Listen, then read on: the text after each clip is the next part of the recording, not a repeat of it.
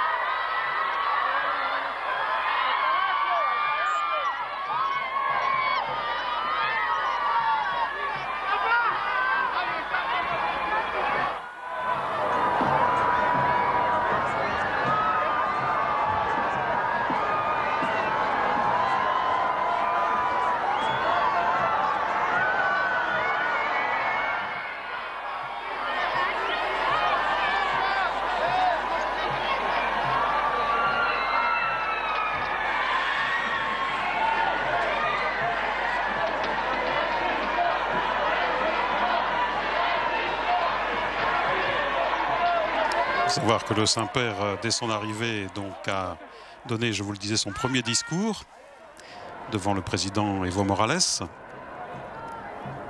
Et puis, il a effectué son premier bain de foule qui l'accompagnait jusqu'ici, dans la capitale, donc en ce palais du gouvernement, où il est accueilli à nouveau par le président Evo Morales à sa droite.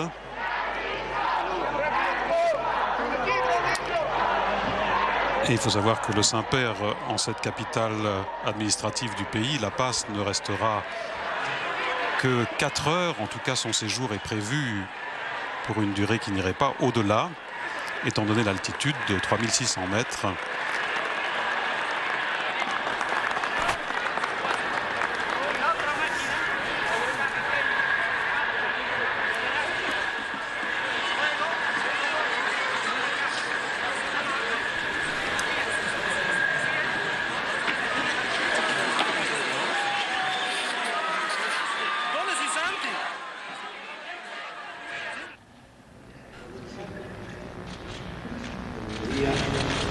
Altitude éprouvante pour le Saint-Père, puisque rappelons que Jorge Mario Bergoglio a subi à 21 ans l'ablation d'un lobe pulmonaire. Donc il est bien évident que cette altitude est très éprouvante pour le Saint-Père.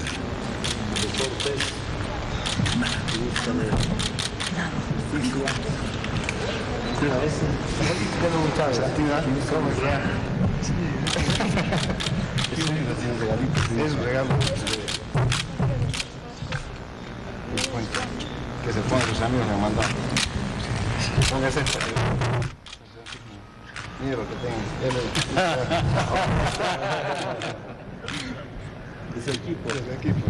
San Lorenzo. No está, pero era de vuelta, pero ahora si pasaste San Lorenzo. Et bien évidemment, la joie du Saint-Père devant ce cadeau, un maillot de footballeur. Vous savez que le pape apprécie particulièrement ce sport et il se veut défenseur d'une équipe argentine naturellement.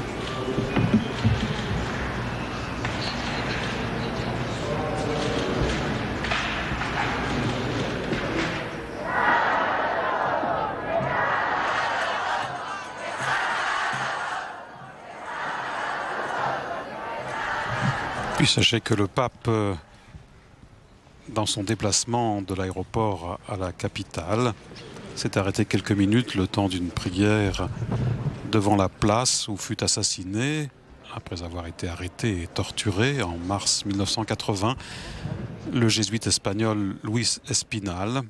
C'était sous la dictature de Luis Garcia Meza. Un assassinat qui a eu lieu 2 jours avant celui de l'évêque salvadorien récemment béatifié, Oscar Romero.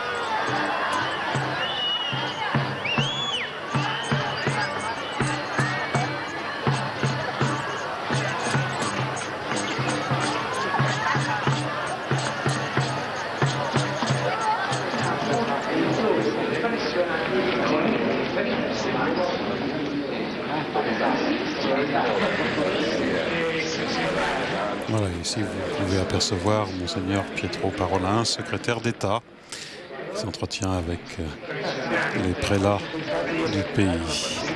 Le cardinal Pietro Parolin sur votre droite, qui accompagne naturellement le Saint-Père dans ce voyage,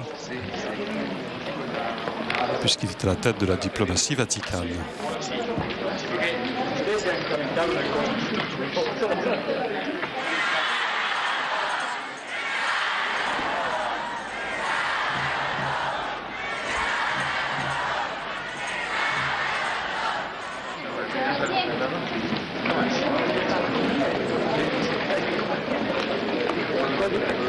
Ataque lo que se pueda.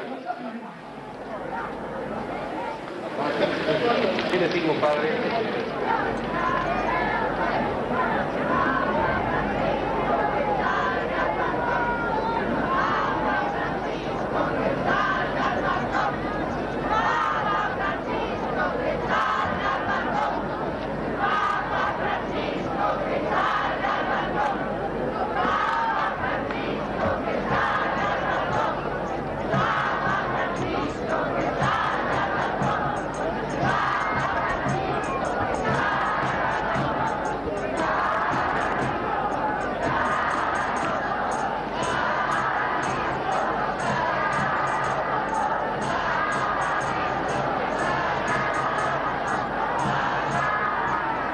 Alors bien sûr, la foule innombrable acclame, le pape réclame sa présence au balcon, mais bien évidemment dans ce palais, le Saint-Père est censé s'entretenir en privé avec le président et ancien syndicaliste Evo Morales.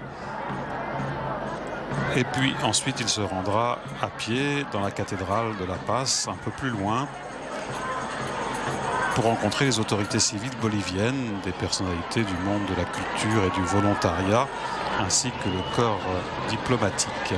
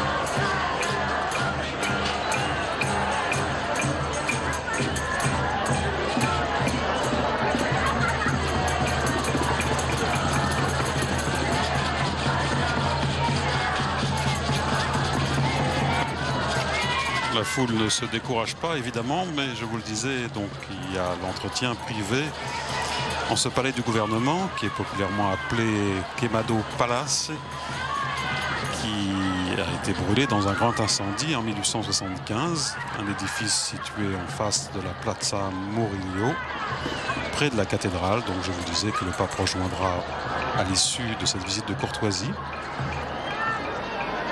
Et en 1846, eh bien, on a ordonné la démolition du palais et débuté la construction donc d'un nouveau bâtiment qui est l'œuvre de l'architecte de l'époque, dont José Núñez del Prado, et qui a été inauguré 6 ans après par le président général Isidoro Belzu. C'était le 25 mars 1853.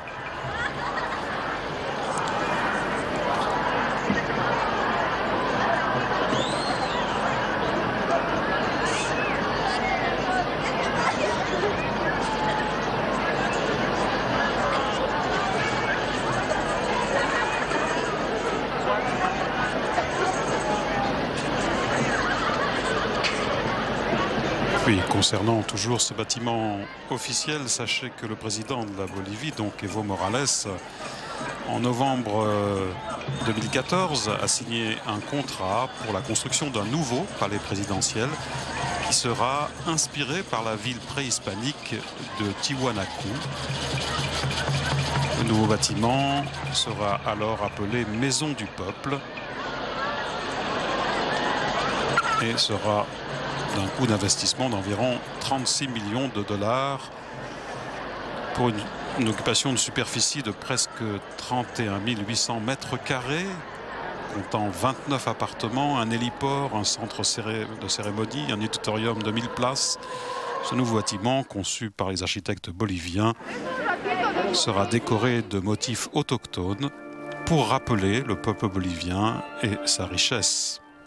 Voilà, le président Morales a expliqué que le Palacio Queimado, ainsi nommé donc en raison de cet incendie, est rempli de symboles européens et qu'à l'intérieur, il s'y sent, disait-il, aussi petit que dans une souricière.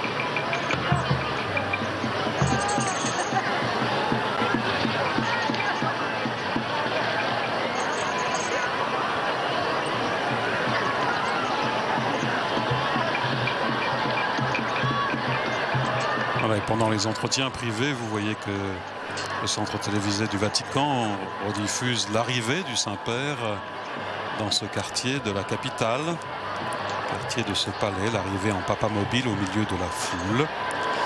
Mais le président de la Bolivie, Juan Evo Morales donc, est en entretien privé avec le Saint-Père à l'intérieur du palais. Evo Morales est le premier président indigène à diriger l'État bolivien depuis janvier 2006. Je vous le disais, c'est son 3e mandat. Président indigène après 500 ans, après la conquête espagnole. Il est surnommé l'Indien. Et évidemment, son arrivée au pouvoir a suscité énormément d'attentes et un grand intérêt.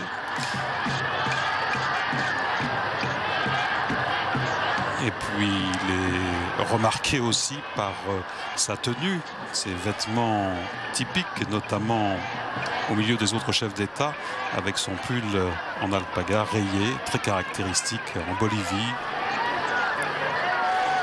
Evo Morales est le leader du mouvement syndical bolivien des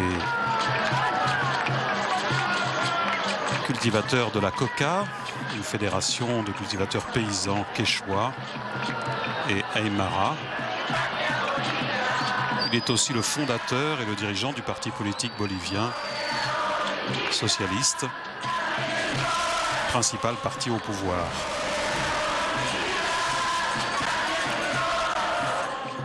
Il est populaire aux élections présidentielles de 2002.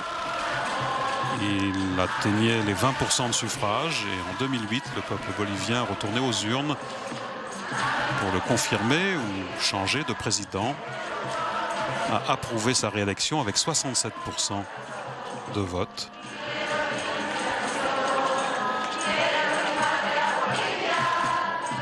Et en décembre 2009, eh bien, ils ont à nouveau voté.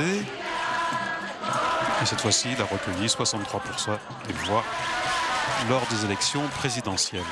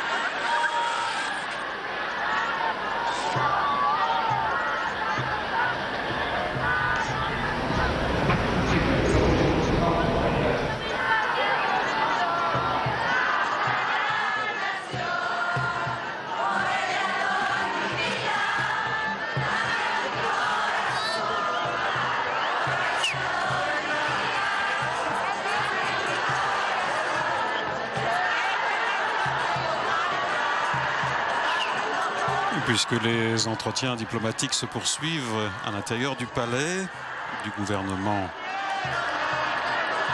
à La Paz, entre le Saint-Père, le secrétaire d'État, le cardinal Pietro Parolin, et la diplomatie du pays bolivien. Un mot sur le nonce apostolique en Bolivie, Monseigneur Giambattista Di Quattro, qui est né à Bologne, a été ordonné prêtre en août 1981 pour le diocèse de Ragusa. D'abord nommé à l'Académie pontificale ecclésiastique, il a ensuite rejoint le service diplomatique du Saint-Siège, puis nommé nonce apostolique par le pape Jean-Paul II au Panama. Il a reçu la consécration épiscopale en 2005 par le cardinal Angelo Sodano. Et enfin, en novembre 2008, le pape Benoît XVI, le pape émérite, l'a nommé nonce apostolique en Bolivie.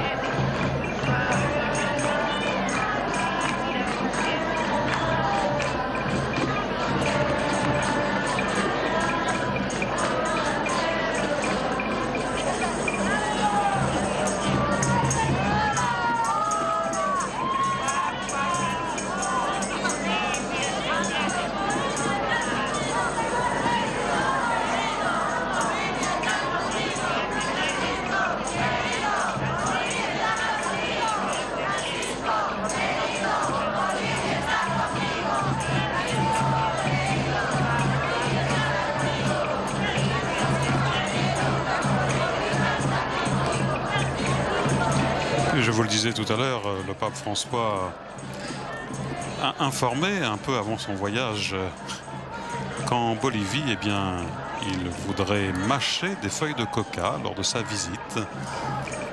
Et le souverain pontife a même employé le mot aculicar, qui signifie mâcher en langue quechua, plutôt que consommer, évidemment, de la coca en infusion, comme le font la plupart des touristes pour combattre ce mal des montagnes dont nous parlions tout à l'heure lorsqu'ils séjournent à La Paz.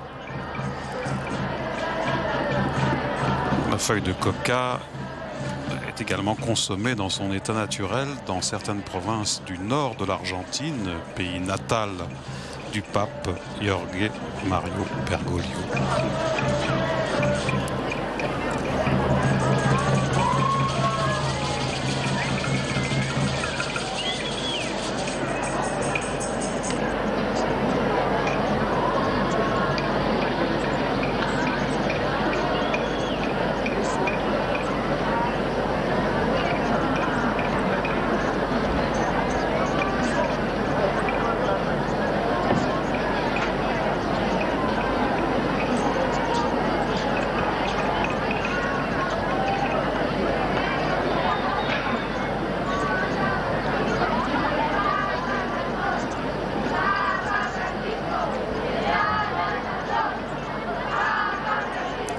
Sachez également sur le plan du rapprochement entre l'Église et l'État bolivien que cette visite est un événement d'autant plus important que donc depuis 2006, avec l'arrivée d'Evo Morales, socialiste à la tête du pays,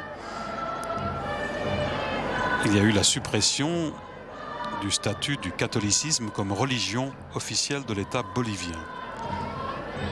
Et par ailleurs, certaines difficultés donc de relations entre l'Église et le gouvernement actuel, qui trouve l'Église un peu trop proche de l'opposition.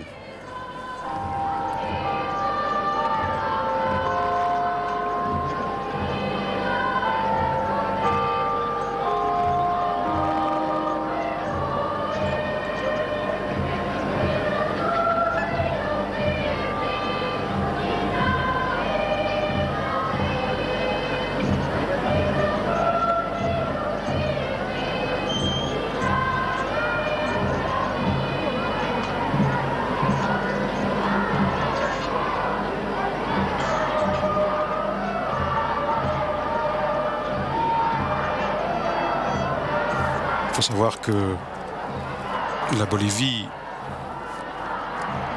est un pays, je vous le disais, des plus pauvres de l'Amérique du Sud et 70% de sa population est dite catholique.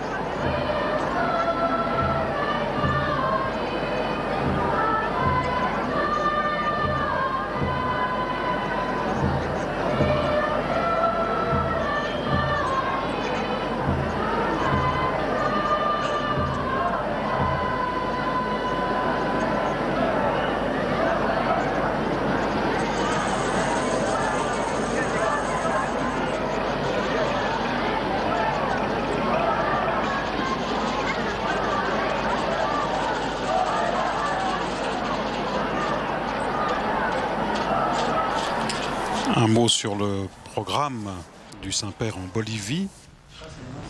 Donc après cette visite de courtoisie, il y aura, je vous le disais, la rencontre avec les autorités civiles du pays à la cathédrale. Et puis ensuite, le pape quittera La Paz, cette cathédrale administrative du pays, située sur les hauteurs, pour l'autre ville de son séjour bolivien, Santa Cruz de la Sierra. Ça, ce sera tout à l'heure, donc, après la rencontre des autorités civiles du pays.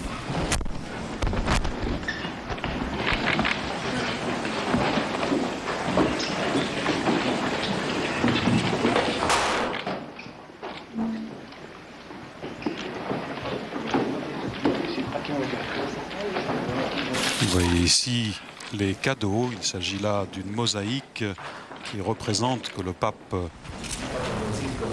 offre donc à la nation, au président bolivien. C'est une mosaïque qui reprend la Vierge Salus Populus Romani, la Vierge qui est à la basilique Sainte-Marie-Majeure à Rome.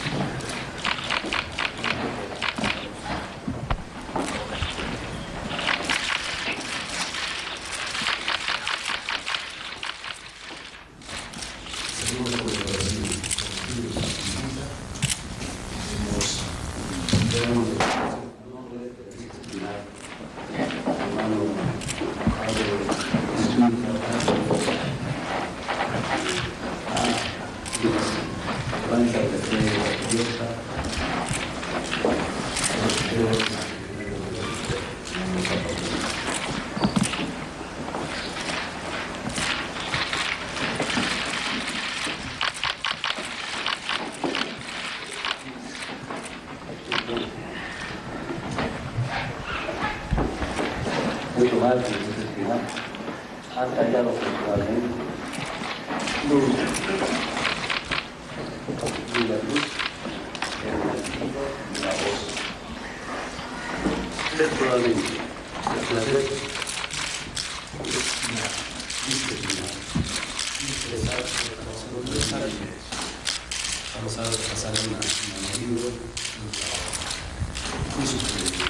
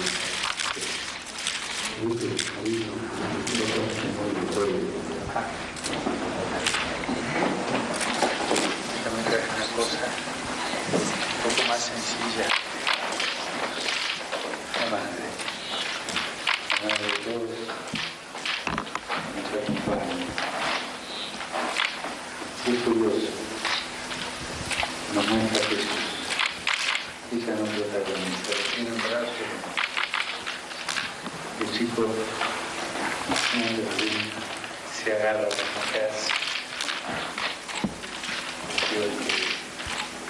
Jesús acompaña a Bolivia en este camino. Sobre todo en esta la dejo. Madre de Dios. Todos regalos que llevan al museo.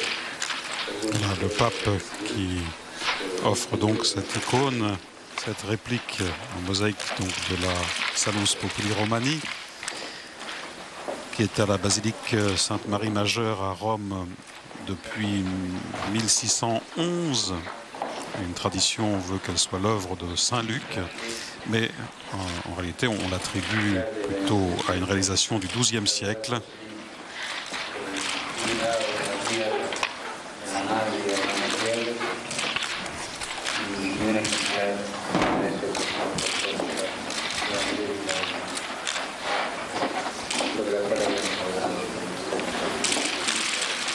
Que le Saint-Père qui offre également au président bolivien l'encyclique Laudato Si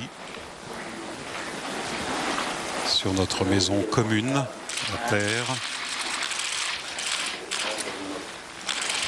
Voilà, échange de livres également.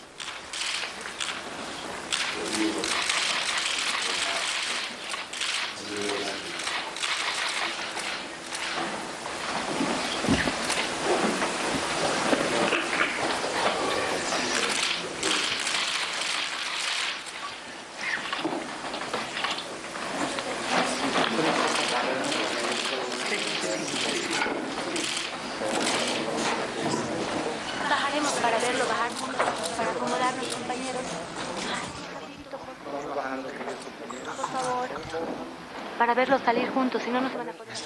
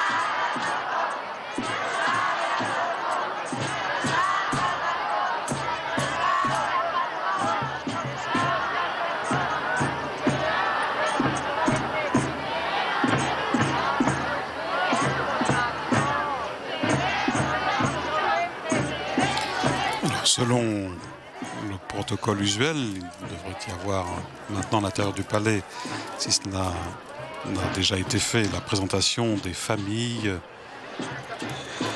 du chef de l'État, des collaborateurs et les différentes délégations avant la sortie du Saint-Père et du président. Le Saint-Père qui, je vous le rappelle, se rendra ensuite à pied à la cathédrale pour rencontrer le monde de la société civile et de la diplomatie.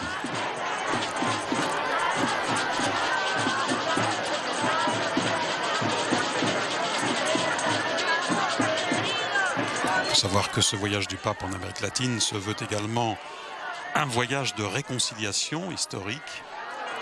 Les jésuites, à travers l'instauration de leur réduction, ce qu'on appelle les réductions et les missions catholiques, ont joué un rôle particulièrement important dans l'évangélisation de l'Amérique latine, notamment en Bolivie et au Paraguay. Et ils sont donc aujourd'hui parfois critiqués pour avoir détruit une partie de la culture et des religions indiennes. Même si force est de constater que les jésuites ont aussi protégé les peuples amérindiens des chasseurs d'esclaves chez les colons espagnols.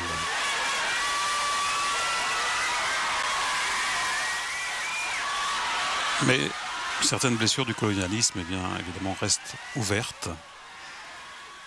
En Amérique latine, la croix et l'épée sont arrivées en même temps, explique ainsi Don Ariel Beramendi, prêtre bolivien de la curie romaine.